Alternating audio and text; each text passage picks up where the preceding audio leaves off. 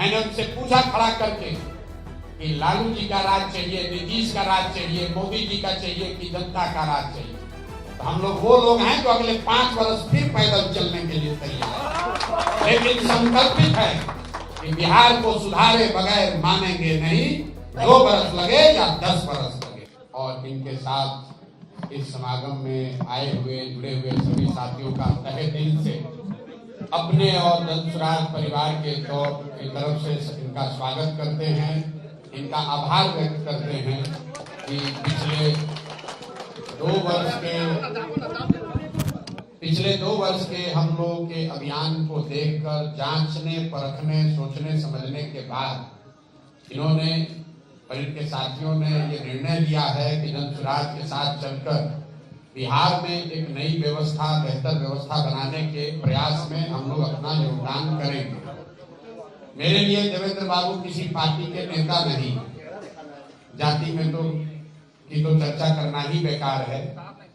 देवेंद्र बाबू हमारे लिए उन चंद नेताओं में बिहार में हैं जो चाहे जिस दल में रहें, जिस विचारधारा के साथ रहें, जिस नेता के साथ रहें, समाज में ज्यादातर लोग ऐसे ही होंगे जो कहते हैं कि ये आदमी अच्छे हैं।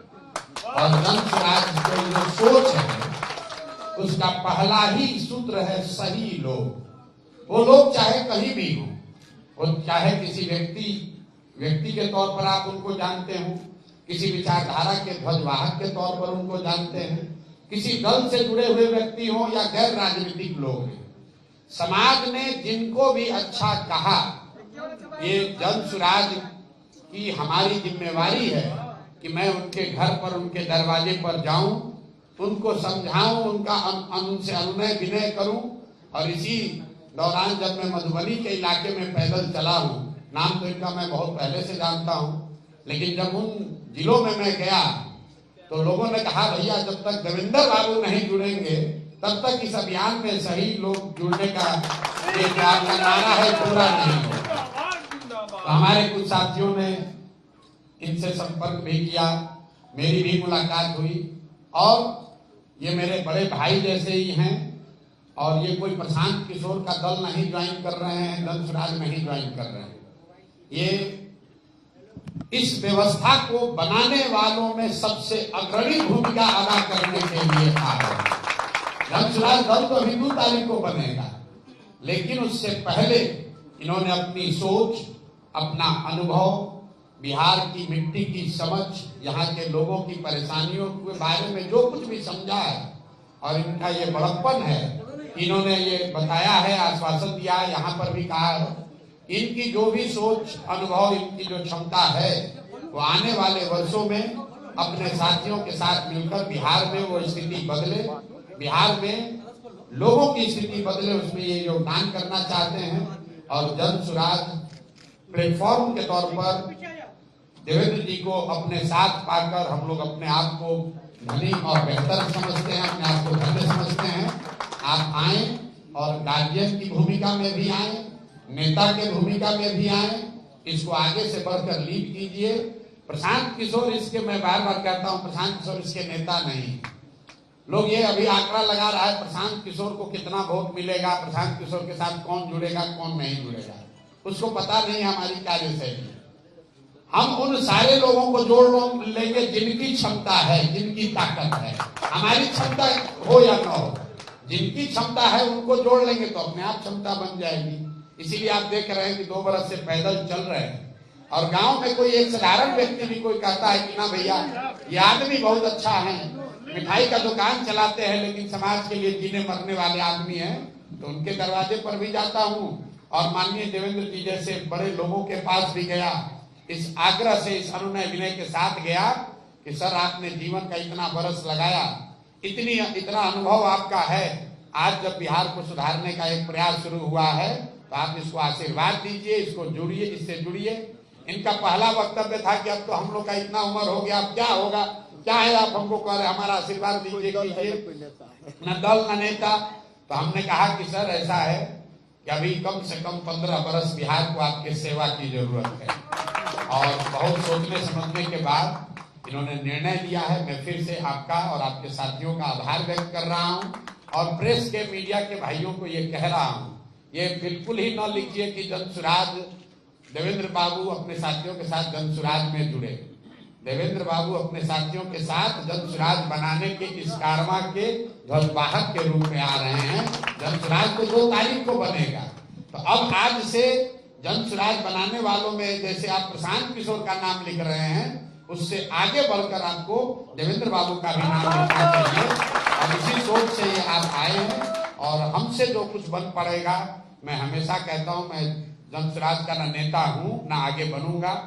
2 अक्टूबर को भी दल बनेगा तो दल के लोग मिलकर तय करेंगे कि नेता इसका कौन होगा।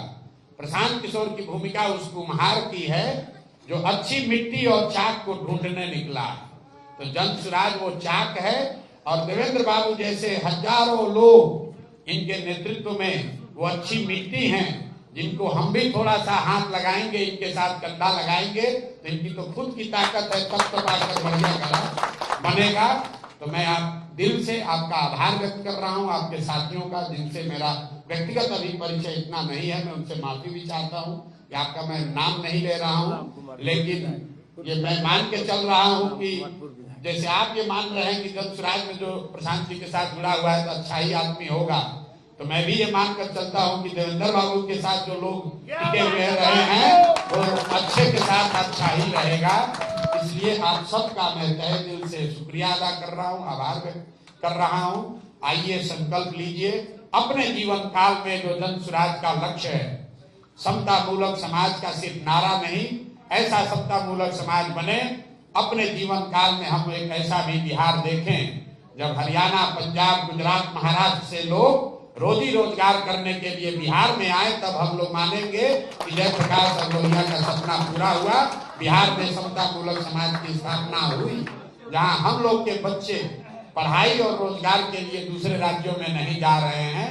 हम लोग मिलकर वो व्यवस्था बिहार में बना रहे हैं कि किसी गरीब का, किसी वंचित का लड़का अगर उत्तर प्रदेश, मध्य प्रदेश, उड़ीसा, गुजरात में भी पीछे छूट गया हो, उसको भी लगे कि हम बिहार जाकर एक समता मूलक समाज का हिस्सा बन सकते हैं। इस सपने को लेकर ये प्रयास शुरू किया गया है और आप जैसे लोग इसमें आ रहे हैं, आप इसको आशीर्वाद दे रहे हैं, ये हम लोग के लिए गौरव की बात है। बहुत बहुत शुक्रिया, बहुत बहुत धन्यवाद।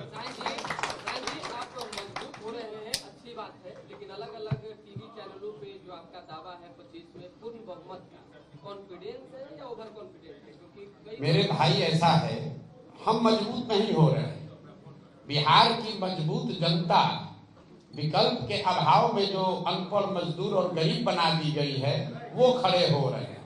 अभी 2 दिन पहले आपने देखा यहाँ कोई 10-15 हजार महिला नेत्री बिना पुरुषों के साथ अपने से चलकर आई।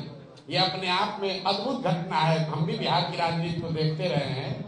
15,000 महिलाएं पूरे बिहार से चलकर आकर बापू सभागार में बैठ जाएं, राजनीति की चर्चा करने के लिए, आंदोलन के लिए नहीं, वजीफा के लिए नहीं, मानदेय के लिए नहीं, राजनीतिक भागीदारी के लिए। और आपने देखा महिलाओं ने खड़े होकर क्या कहा। मैंने उनसे पूछा खड़ा करके कि लालू जी का राज चाहिए, नीतीश का राज चाहिए, मोदी जी का चाहिए कि जनता का राज चाहिए। 100% लोगों ने कहा जनता का राज चाहिए। और जनसुराज का मूल मंत्र भी है कि जब जनता का राज चाहिए तो प्रशांत किशोर के पीछे नहीं चलना है, प्रशांत किशोर को नेता नहीं मानना है।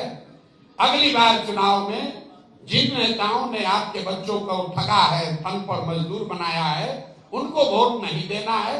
और वोट इस बार नेता और नेता के बच्चे को नहीं, अपने बच्चों के चेहरा को देखकर देना है। इतना ही मंत्र है। और इसी को देखकर आप देख रहे हैं कि लाखों की संख्या में लोग जुड़ते चले जा रहे हैं।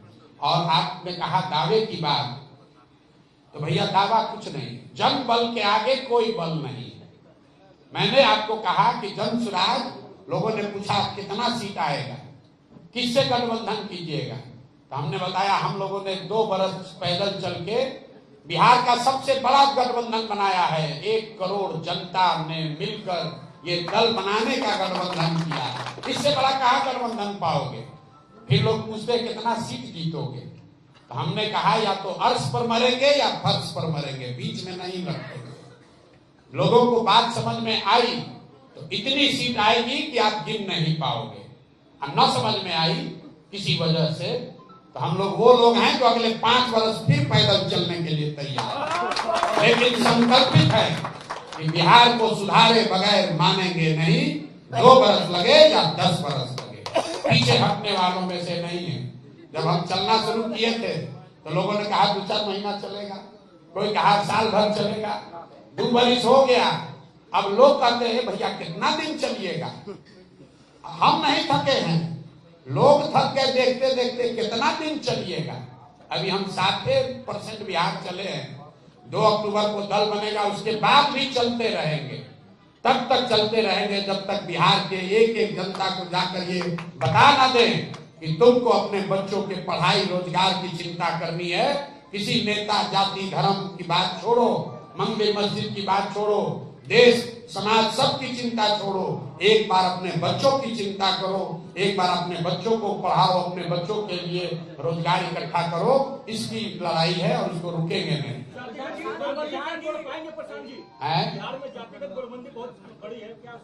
भैया ऐसा है, आप लोग को रोज ये सवाल का जवाब देते देते थक गए, लेकिन आप मानिएगा नहीं। आप ये बताइए कि अभी रुपौली में उपचुनाव हुआ, रुपौली में विधानसभा का उपचुनाव हुआ। जातिगत समीकरण के हिसाब से यहाँ पर आरजेडी ने जिन महिला को टिकट दिया, लोग बताते हैं कि उनकी जाति के करीब 40,000 लोग उस विधानसभा क्षेत्र में हैं। आप लोग का ऐसा दावा है जो कि बिल्कुल गलत है कि जितने मुस्लिम और यादव समाज के लोग हैं वो भी आरजेडी के बंधुआ मजदूर हैं। अगर इन तीनों समाज के लोगों को जोड़िएगा तो रुपौली विधानसभा में 1,10,000 वोट होता है और आरजेडी के प्रत्याशी को वोट आया 30,000। जदयू को देख लीजिए, आप लोग बताते हैं नीतीश कुमार को अति पिछड़ा का मसीहा, मतलब इनकी दशा देख लीजिए, खड़ा किए कलाधर मंडल जी को, और उन सारे अति पिछड़ा के कम से कम 1,20,000 रुपौली में वोट है। वो आए दूसरे नंबर पर। जीता कौन? हम नहीं जीते, जनसुराज नहीं जीता है। एक सामान्य आदमी, ऐसे वर्ग का आदमी जीता है जिसके जाति के सिर्फ 8,000 लोग वहां रहते हैं। और आपको आ रहा है कि जातीय का सब समीकरण कहाँ गया जाति, कहाँ गई जाति, आप बताइए।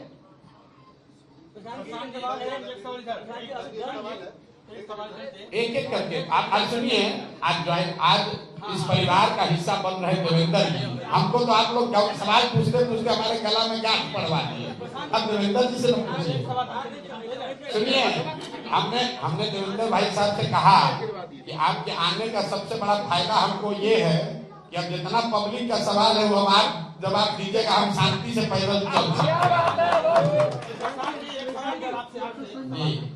आप शुरू से यह कहते रहे हैं कि बिहार की जनता ने जिसको चुना प्रतिनिधि के रूप में, एमपी एमएलए के रूप में, या जो सरकार में रहे, उससे बिहार की जनता को सवाल करना चाहिए कि उन्होंने बिहार के लिए क्या किया। आप ये सवाल उठाते रहे। नहीं, सवाल ये नहीं करते। हाँ, तो नहीं, आप ये कहते रहे हैं कि वो चुने गए या जो सरकार में रहे वो बिहार की व्यवस्था और बिहार के लोगों की तरक्की के लिए अपेक्षाकृत काम नहीं हो पाया, इसीलिए एक व्यवस्था ना आप पूरा जनसुराज अभियान को आप कभी देखे ही समझे नहीं। हम जो बता रहे हैं, हम तो उल्टी बात बता रहे हैं।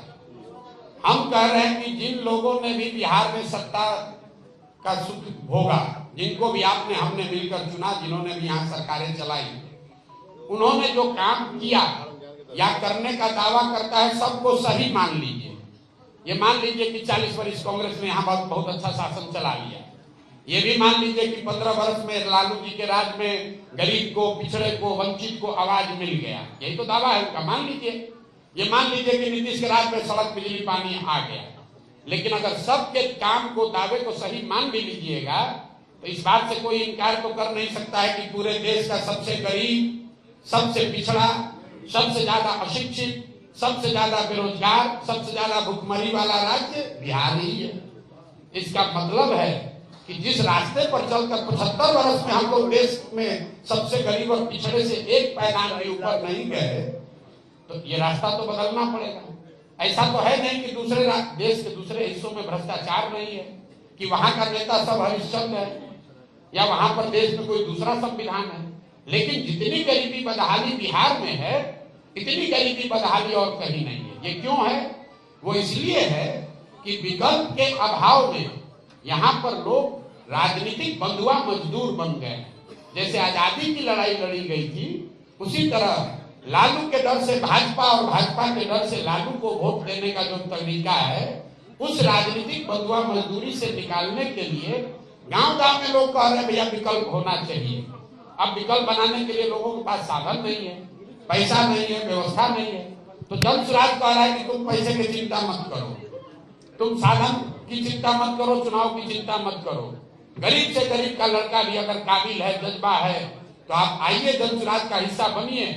पैसा का, साधन का, चुनाव का चिंता जन सुराज पर छोड़िए और अपने बच्चों के लिए विकल्प नया बनाना है तो खड़ा होइए। बात करो मेरे भाई, पिछले 2 बरस से आप लोग पूछते पूछते थके नहीं। अच्छी बात है, बिहार के पत्रकारों में भी उतनी ही ऊर्जा है। 2 बरस से आपको बता रहे हैं कि इस पूरे अभियान को चलाने के लिए पैसा कहां से आ रहा है। पैसा उन लोगों से आ रहा है जिनको पिछले 10 वर्ष में हमने मदद की है, उनको आगे बढ़ाने में अपना कंधा लगाया है। उनके सामने हाथ फैला रहे हैं, उनसे कह रहे हैं कि पैसा दो, ताकि बिहार में गरीब से गरीब के बच्चे को भी आगे बढ़ाया जा सके। पूरे बिहार में कोई आदमी ये नहीं कह सकता है, कोई माई का लाल, कि 1 रुपया भी उससे किसी ने लिया, क्योंकि जो लोग यहाँ दल चला रहे हैं वो बालू माफिया, शराब माफिया, अफसरों के द्वारा लूटे गए पैसे से चला रहे हैं। हम लोग एक ऐसी व्यवस्था बना रहे हैं जो लोगों के दिए गए पैसे से वो व्यवस्था चले। 2 अक्टूबर को जब दल बनेगा तब उसके लिए पैसा कहां से आएगा? आपने ठीक सवाल पूछा। हम मन से कह रहे हैं कि गरीब से गरीब आदमी भी चुनाव लड़ना चाहता है और उसके सामने बड़ा से बड़ा भू माफिया हो, शराब माफिया हो, तुमको पैसे की चिंता करने की जरूरत नहीं है। वो पैसा जन सुराज आपको जरूरत के मुताबिक देगा, लेकिन वो पैसा कहां से आएगा? वो व्यवस्था आएगा, पैसा आएगा सरस्वती से। हम लोग अपने धर्म में क्या बताते हैं? जहां सरस्वती है वहां लक्ष्मी का वास होना ही होना है। तो हम लोग बिहार में ये व्यवस्था बना रहे हैं कि कम से कम 2 करोड़ बिहार के लोग 100-100 रुपया जन सुराज दल बनने के बाद दें। ये व्यवस्था हम बना रहे हैं। जैसे 2011-12 से पहले आपको नहीं मालूम था कि सोशल मीडिया भी कोई ऐसा हथियार है जिससे राजनीति पर प्रभाव डाला जा सकता है। उसी तरीके से डिसेंट्रलाइज डोनेशन की व्यवस्था आप देखिएगा। 2 अक्टूबर से ऐसी व्यवस्था बिहार में आपको दिखेगी कि बिहार में किसी गांव, किसी कोने में बैठकर आप अपने मोबाइल के जरिए एक स्वच्छ व्यवस्था के लिए पैसा डोनेशन कर पाएंगे, ताकि आप 100 रुपया दीजिए जिससे आपको कल दाखिल खारिज में 10,000 रुपया न देना पड़े। आप 100 रुपया देकर जन सुराज की मदद कीजिए ताकि राशन कार्ड के लिए आपको 2,000 घूस न लगे। आप 100 रुपया जन सुराज को देंगे और जन सुराज से ईमानदार प्रतिनिधि चुन कर आएगा तो कल इंदिरा आवास में आपको 20,000 रुपया घूस नहीं लगेगा। ये व्यवस्था बना रहे हैं। और आपने कहा पैसा कहां से?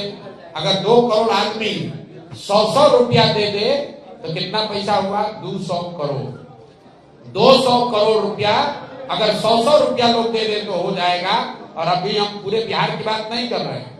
13 करोड़ लोग बिहार में रहते हैं, उसमें सिर्फ 2 करोड़ लोग को कह रहे हैं कि बिहार में भ्रष्टाचार खत्म करना है तो 100 रुपया साल में दो, 100 रुपया दो। और आप ही बताइए 100 रुपया आप देना चाहेंगे कि नहीं देना चाहेंगे? यहाँ जितना पत्रकार लोग हैं आपसे भी 100 रुपया लेंगे और आप खुशी खुशी दीजिएगा, क्योंकि आपको मालूम है कि 100 रुपया देने से एक ऐसा नेता चुन कर आएगा जो कि कल होकर आपके बच्चों का हक नहीं मारेगा, लूटेगा नहीं, शराब और भूमि माफिया नहीं बनेगा। प्रशांत जी, आप पर एक आरोप लग रहा है कि आप मुख्य रूप से अभी तक यादव, दलित और बैकवर्ड को साथ लेकर चल रहे हैं, जिसका सीधा फायदा बीजेपी को होगा आरजेडी के वोट बैंक पर डेंट करने की। बाप रे, इतना ना अभी तक तो आप लोग कह रहे थे कि भैया फॉरवर्ड और वंचित और मुसलमान को छोड़ रहे हैं। कम से कम आप लोग आरोप बदल तो दिए। जब हमने शुरू किया तो आपने कहा कि इनसे तो कोई वंचित, कोई मुसलमान, कोई यादव, कोई पिछड़ा जुड़ेगा नहीं, क्योंकि उन पर तो सब पर हमारा बाबूजी का अधिकार है। अब जब वो लोग छोड़कर जाने लगे तो आपको अरे भैया खाली यही को लेकर जा रहे हो। समाज का देखिए, जन सुराज का कोई वोट बैंक नहीं है, कोई जाति विशेष, कोई परिवार इसका वोट बैंक नहीं है। इसका वोट बैंक है बिहार के सामान्य लोग। हर वर्ग का जो सही व्यक्ति है वो जन सुराज में है। आज जो गलत आदमी है वो दूसरे दल में है। बस सीधा आप समझ लीजिए। बनर्जी के साथ आपने लंबे समय तक ममता बनर्जी के साथ आपने लंबे समय तक काम किया, बंगाल के प्रेजेंट कंडीशन पर क्या कहेंगे? देखिए, बंगाल नहीं, मैंने ये बात पहले भी बताई, हमने ममता बनर्जी के साथ ही काम नहीं किया, हमने तो नीतीश और लालू जी को भी 15 में जिताया, लेकिन 10 बरस हमने कई नेताओं को, दलों को जिताकर देखा। दल और नेता के जीतने से व्यवस्था का परिवर्तन हो जाए ये जरूरी नहीं है। उसको देखे, सीखे, समझे, अनुभव किया और उसके बाद जो पूरी मेरी समझ 10 बरस की है उसको लगाकर मैंने जन स्वराज की परिकल्पना, जो मूलतः गांधी जी की सोच से प्रभावित है, उस परिकल्पना को लेकर बिहार आए हैं। और एक ही चीज ताकत है इसकी, ईमानदारी और शुद्धता। जो कह रहे हैं वो कर रहे हैं। ईमानदारी से पैदल चलने की बात कर रहे हैं तो कर रहे हैं। ईमानदारी से ये कहा है कि हम दल के नेता नहीं बनेंगे, बिहार का कोई काबिल लड़का बनेगा तो आप देखिएगा बिहार का कोई काबिल लड़का ही बनेगा। ऐसा नहीं कि समाजवाद के नाम पर ढोंग किए, लोहिया जी जयप्रकाश के फोटो पर माला चढ़ाए और अपने बेटा अपने बेटी से आगे दुनिया में किसी को देख ही नहीं रहे, तो फिर कैसा समाजवाद हुआ? जो कोलकाता में जो जघन्य अपराध हुआ उस पर आप कुछ नहीं बोल रहे, दुनिया भर की बात नहीं, मैं बोल, आपने सुना नहीं आपने? बिल्कुल, उस कलकत्ता में जो अपराध हुआ है उस पर और इन जनरल भी जो भी गलत हुआ उसकी भर्त्सना कर रहे हैं, लेकिन मैं बिहार से बाहर निकलकर दूसरे मुद्दों में अटकना नहीं चाहता। भाई, मैं केरल नहीं जाना चाहता हूं, क्योंकि बिहार के लोग मुझे क्या कह रहे हैं, भैया आप में काबिलियत है, आप कर सकते हैं, सुधार सकते हैं, प्रयास जो शुरू किए हैं बहुत अच्छा है, लेकिन छोड़कर जाइएगा मत। क्योंकि हमको तमिलनाडु में भी लोग बुला रहा है, हमको कोई दिल्ली में भी बुला रहा है, कोई महाराष्ट्र में, कोई बंगाल में। हमने ये संकल्प लिया है, बिहार के लोगों को कहा है कि अब 10 वर्ष लगे कि 15 वर्ष, जब तक बिहार को न सुधार ले, बिहार की स्थिति न सुधरे, तब तक कहीं नहीं जाएंगे। अमेरिका भी नहीं जाएंगे, बंगाल भी नहीं जाएंगे।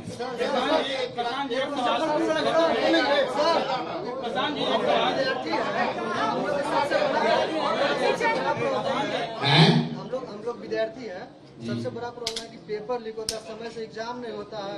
मेरे भाई, जब आप ये जो पेपर लीक का मामला है, जब आप अनपढ़ लोगों को नेता बनाइएगा, जो लोग पेपर लीक करने वाले खुद माफिया हैं, वही अगर एजुकेशन शिक्षा मंत्री रहेंगे, कितने नेता हैं जो कि खुद अपना कोचिंग सेंटर चला रहे हैं, तो आप उस व्यवस्था में कैसे ये मानते हैं कि पेपर लीक नहीं होगा? कुछ लोगों का सवाल है, भैया पेपर लीक पर नहीं बोल रहे, नहीं बोलते हैं, आगे भी नहीं बोलेंगे। पेपर लीक होना कोई खबर ही नहीं है तो क्या बोले? जब पेपर लीक हुए बगैर कोई एग्जाम हो जाता है उस पर टिप्पणी करते हैं। यहाँ तो बिहार में 10 वर्ष में जितना एग्जाम हुआ सब में पेपर लीक हुआ, कितना बार बोले? और कौन लोग पकड़े गए? जो लोग भी दोषी पाए गए वो कहीं ना कहीं सत्ता में बैठे हुए लोग, जो यहाँ के शिक्षा मंत्री रहे, उनके साथ फोटो आया है और आप कह रहे हैं कि हम नहीं बोल रहे। अब देखिए,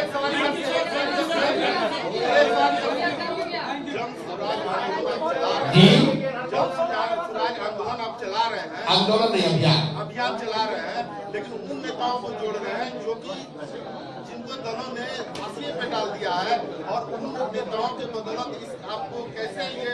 अच्छा देखिए, भाई साहब ने सवाल किया है कि जन स्वराज में आप उन नेताओं को जोड़ रहे हैं जो हाशिए पर है, तो क्या आपकी समझ से देवेंद्र बाबू हाशिए पर पड़े हुए नेता हैं? और आगे बढ़कर बोल रहे हैं, बिल्कुल, अगर सही आदमी, ईमानदार आदमी किसी दल में हाशिए पर डाल दिया गया है क्योंकि वो माफिया नहीं है, क्योंकि वो चाटुकार नहीं है, क्योंकि वो किसी व्यक्ति का झंडा लेकर नहीं, विचार का झंडा लेकर चलना चाहता है, वैसे पड़े हाशिए पर पड़े हुए सारे नेताओं को जनसुराज में लाना चाहते हैं, क्यों नहीं लाएंगे? अगर ये आपका पैमाना है कि ये सही है, और मेरा पैमाना नहीं है, ये तो आपका पैमाना है ना, ये पैमाना तो जनता के बीच जाके बिल्कुल ठीक बात है। तो जनता के बीच में हम हैं कि दल वाले हैं? जनता के बीच में पिछले 2 वर्ष में सबसे ज्यादा कौन है, आप बताइए। हमने आपको अपने वक्तव्य में क्या कहा कि देवेंद्र बाबू को मैं बहुत बड़ा नेता, पहले से अच्छा व्यक्ति मानता है, लेकिन मेरा मानना काफी नहीं है। हमारी क्या हैसियत है कि हम इनका आकलन करें? लेकिन जब हम इनके इलाके में पैदल चले, मधुबनी से अभी सुपौल तक जब हम पहुंचे हैं, मधुबनी गए, दरभंगा गए, बेगूसराय गए, खगड़िया गए, सहरसा गए, मधेपुरा गए, अभी सुपौल में चल रहे हैं। कोई ऐसा जिला नहीं है जहां लोग ये न कहें कि भैया एक देवेंद्र